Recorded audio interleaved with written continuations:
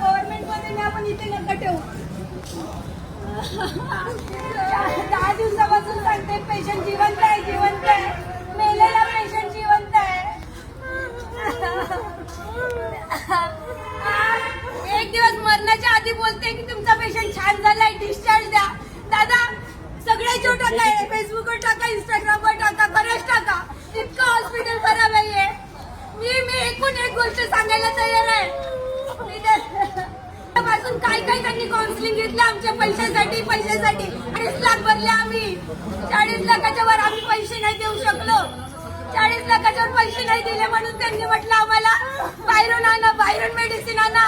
बाहेरून 6 लाखाची मेडिसिन आणली आम्ही. माणूस बाहेर घेऊन जायचं, माणूस बाहेर कसा नेणार काही समजत नाही.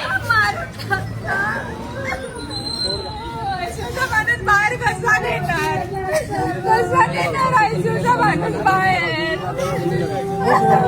एका महिन्यात 5 लोक मरतात, 60 लोक रुपये घेऊन. तुम्ही पेशंटला वाचवू शकत नाही. कसला दवाखाना आहे तुमचा? तुम्ही रियालिटी का नाही सांगत लोकांना? आज 41 वर्षाचा माझा भाऊ मेलाय. घ्यायचंच कशाला, घ्यायचंच नाही. माझ्या बहिणीने लिव्हर दिलं, बोलले लिव्हर दिल्यावर तो जिवंत होणार. तिचं पण जीवन खराब केलं, याचं पण केलं. खोटं बोलले खोटं. पैसे 10 दिवसांनी मीटिंग, पैशाची मीटिंग. 10 दिवसांनी पैसे भरा, पैसे भरा.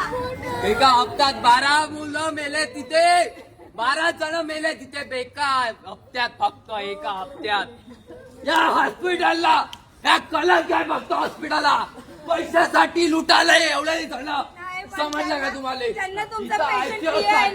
एवढ्या माणसाने ठेवते फक्त पैसा लुटासाठी. पैसा घ्या, पेशंट घ्या, बाकी काय नाही ते.